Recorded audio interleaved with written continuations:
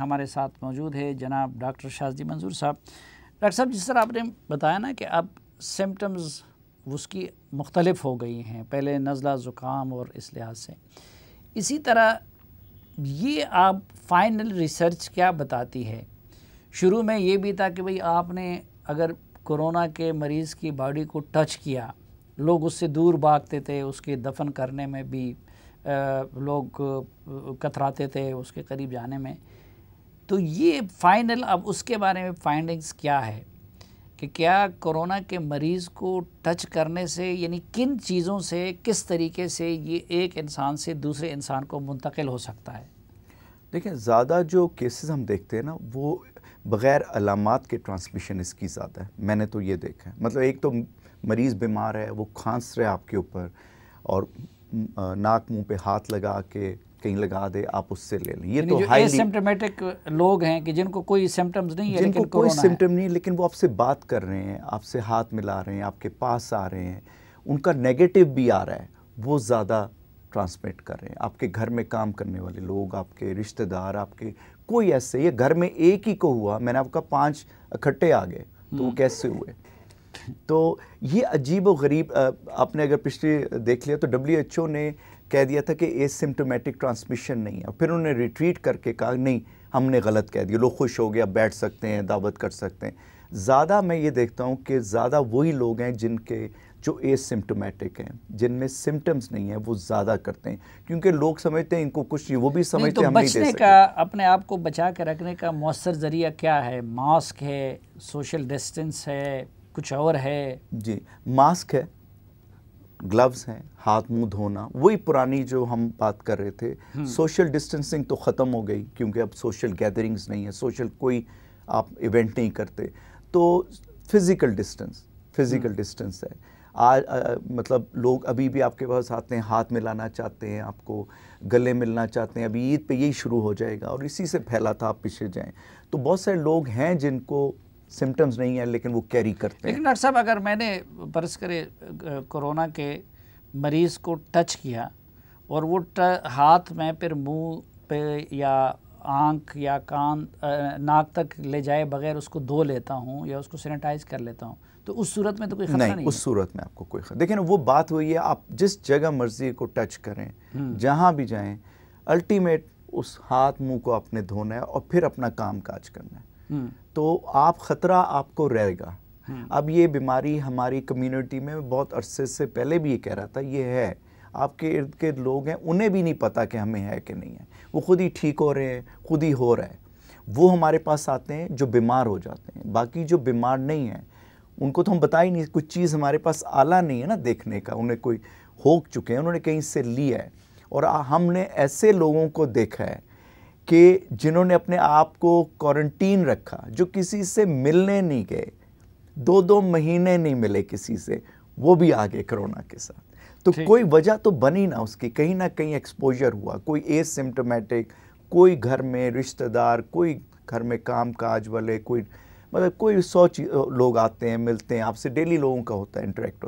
Interaction ہوتا ہے، تو کہیں سے وہ لے لیتے ہیں۔ تو یہ اب آپ کے پاس سے بچنا اس طرح بہت مشکل ہے، لیکن احتیاط کرنی ہے آپ نے۔ اور ہوا میں کتنا معلق رہ سکتا ہے؟ یا جی 4-5 گھنٹے یہ ہوا میں رہتا ہے، ایون باتوں سے یہ اس کے ڈراپلیٹس نکلتے ہیں، اور اگر آپ کلوز اپروکسیمیٹی میں بیٹھے ہوئے ہیں تو آپ انہیل کر سکتے ہیں اس کو۔ اگر آپ ایک ڈسٹنس پہ ہیں، 3-4 میٹر دور ہیں، تو ہوا میں رہے گا اور گر جائے گا اور یہ مر جائے گا۔ 3-4 گھنٹے اس ماحول میں یہ رہتا ہے، تو آپ کا بہت زیادہ چانس ہے کہ آپ اس کو لے سکتے ہیں۔ باتیں کرنے سے ہمارے منہ سے ہوا میں ذرات نکلتے ہیں، تو اس میں چیزیں نکلتی ہیں۔ ہم یہ نتیجہ اخذ کریں کہ سب سے مؤثر جو ہتھیار ہے وہ ماسک ہے، وہ ماسک ہے، جو آپ کو بچا بھی سکتا ہے، گھر کے اندر ماسک ہے۔ ہاں جی، اور جو دوسروں تک آپ کے، اگر آپ کو متاثر ہیں تو دوسروں تک منتقلی میں بھی مدد کر سکتا ہے، جی، اور دوسروں سے لے بھی سکتے۔ دیکھیں، آپ دینے کا زیادہ سوچیں، آپ دے سکتے ہیں کیونکہ لوگوں نے دیا ہے زیادہ،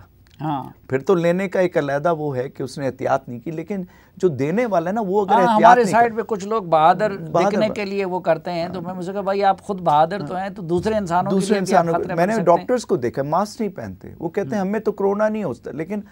کرونا آپ کو نہیں ہوگا لیکن آپ ہو سکتا ہے کیریئر ہوں، آپ دوسروں کو دے دیں گے، اس پہ کوئی نہیں سوچتا۔ یہ ہو سکتا ہے کہ ایک بندے کو کوئی بھی علامت نہ ہو لیکن وہ کورونا لے کے پھر رہا ہو، جی وہ لے کے پھر خود اس کو کچھ نہیں ہوگا لیکن دوسرے کو کچھ باتوں سے دے گا، آپ کے ساتھ بات کرے گا، کوئی ہنسی کر لے گا، مذاق کرے، زور سے کھانسے گا،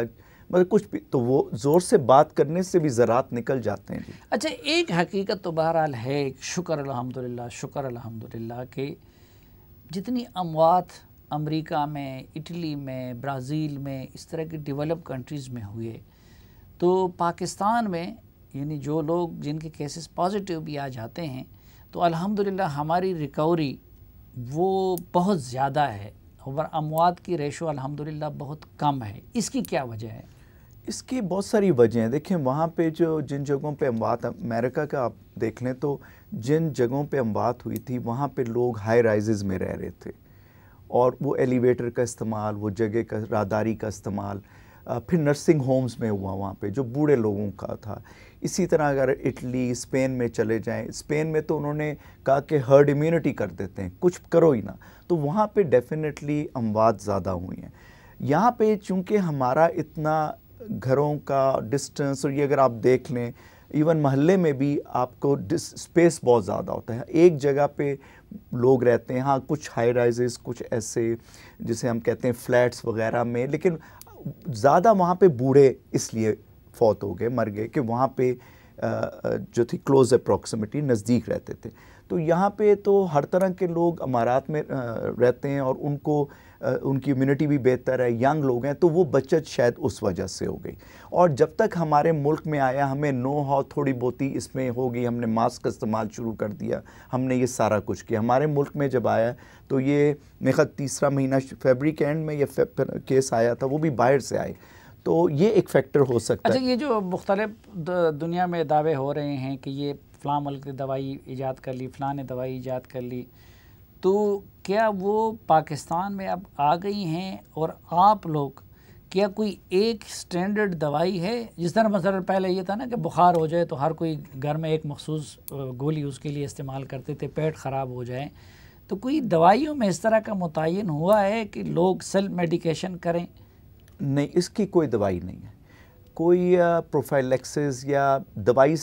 بیماری سے بچاؤ کے لیے آپ کوئی پہلے سے دوائی نہیں لے سکتے۔ مطلب پہلے ہوتا تھا نا کہ ایک علاقے میں آپ جا رہے ہیں جہاں ملیریا ہے تو آپ ملیریا کی گولیاں شروع کر دیں، یا فلو کا ہے، یا یہ جو افریقہ میں آپ جاتے تھے کہ جی وہاں پہ یہ یلو فیور ہے یا میننجائٹس ہے، اس کا کوئی دوائی نہیں ہے۔ کوئی آپ یہ نہیں کہتے جی میں یہ کھاؤں گا تو میں اس طرح ہوتا تو ہم سب ڈاکٹرز یہ کھا چکے ہوتے،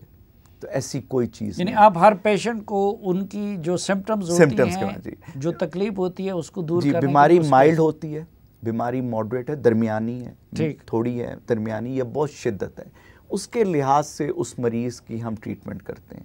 اور بیسیکلی اس کی ٹریٹمنٹ اینٹی بائیوٹکس، انفلیمیشن کو کم کرنا، دوائی کوئی نہیں ہے، لیکن وہ ساری دوائیاں اس کی علامات اور اس کی کمپلیکیشنز کے لیے ہیں۔ جو نئی دوائیاں آئی ہیں، جو اینٹی وائرل ڈرگس ہیں، جو دوسری ہم آرتھرائٹس میں دیتے ہیں، جو آئی وی ڈرگس آئی ہیں، جو جتنی بھی نہیں،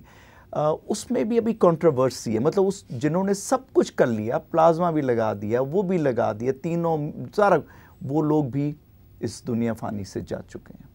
بہت شکریہ جناب ڈاکٹر شاذلی منظور صاحب ہمیں وقت دینے اور ہم سے بات کرنے کے لیے۔